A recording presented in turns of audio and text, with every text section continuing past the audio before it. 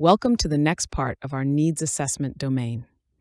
In this video, we'll focus on step 3, determining the future state, a forward-looking stage where we define what success looks like, identify the capabilities needed to achieve it, and clarify the value the organization aims to deliver. This session is part of Module 3, the needs assessment domain, and it builds directly on the previous session, Module 3.3. If you haven't done so yet, I recommend watching the earlier videos in this series to see how each step connects and contributes to the overall flow of the PMI-PBA training journey.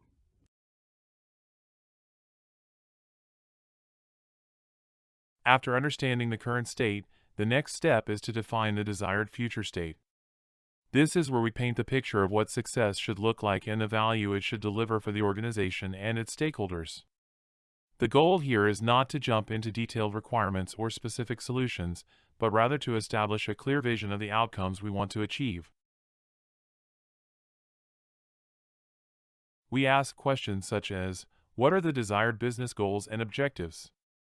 What new capabilities or features will be needed to get there? And how will we know when we've succeeded? Business analysts use several techniques to guide this exploration.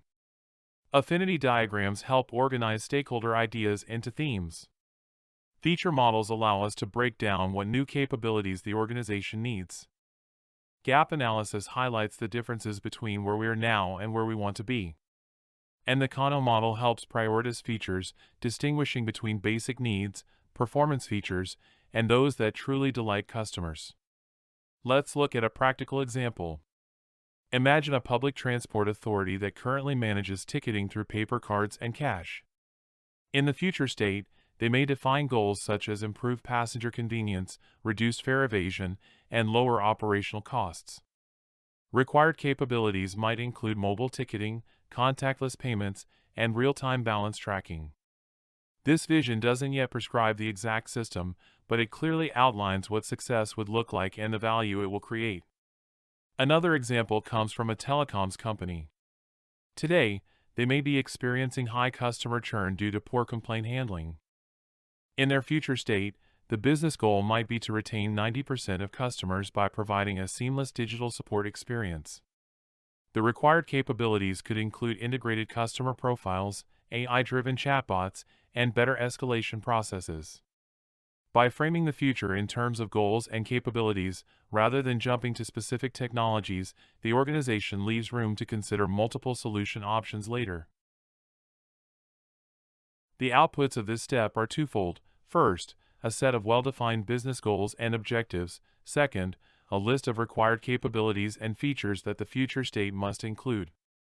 These outputs set the direction for the next stages of the needs assessment, where we evaluate options and make recommendations. Defining the future state is powerful because it gives everyone a common target. It ensures that when we consider possible solutions, we measure them not by how shiny or innovative they seem, but by how well they move us toward the goals and capabilities we've already agreed on. In this way, the future state becomes the compass guiding all subsequent analysis and decision-making.